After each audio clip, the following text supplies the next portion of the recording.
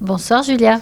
Alors, en cette fin d'année 2023, peut-on faire le bilan de l'activité du Conseil économique, social et environnemental juste après donc, le cocktail de fin d'année, justement?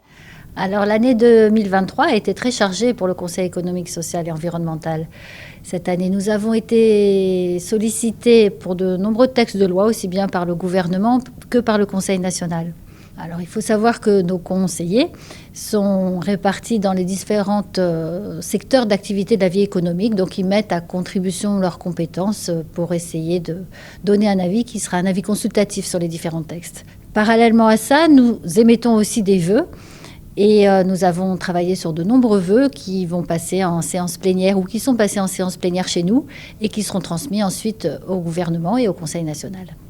Concernant ces vœux ou peut-être les questions économiques qui ont été les plus abordées ces derniers mois, quelles sont-elles? Alors nous avons bien sûr travaillé beaucoup sur les lois anti-blanchiment. Ces lois anti-blanchiment, en particulier la partie 1 et 2 qui ont été votées au mois de juillet et au mois d'août 2023.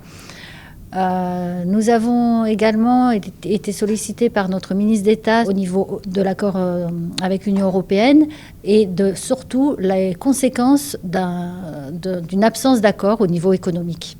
Outre l'économie, quelles ont été peut-être les autres thématiques centrales de cette année, puisque je le rappelle, vous parlez également d'autres sujets variés qui peuvent toucher la principauté?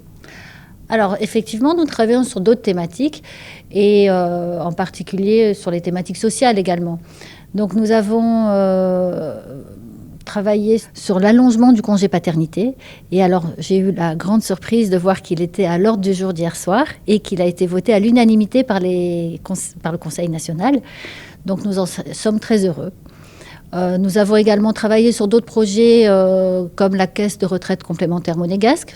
Et nous allons normalement dans notre séance, alors là je vous déflore un petit sujet, mais demain en séance plénière, nous devrions travailler sur d'autres projets de vœux sociaux, dont la formation professionnelle pour les adultes ou les contrats de travail à faible nombre d'heures. Donc il y a de nouveaux vœux qui vont arriver. Concernant votre dialogue avec le gouvernement, quel secteur aimeriez-vous voir évoluer? Alors, pour être parfaitement honnête, aucun, parce que notre dialogue avec le gouvernement est parfait. Donc, on échange régulièrement. Nous sommes membres certains de nos conseillers sont membres de différentes commissions qui les organisent. Nous les invitons régulièrement dès qu'on a besoin de leurs compétences ou de leurs connaissances sur différents sujets. Donc, le dialogue est parfait. Un mot sur les perspectives d'avenir pour 2024, puisque c'est vrai qu'à chaque fois que l'année se termine, on essaye souvent de se projeter tout de suite sur le futur. Les perspectives d'avenir pour 2024, à mon avis, il va y avoir pas mal de Monéval chez nous. On reste très confiant. En fait, le gouvernement et le Conseil national ont fait un travail remarquable très très vite. Ils ont énormément travaillé sur ce sujet.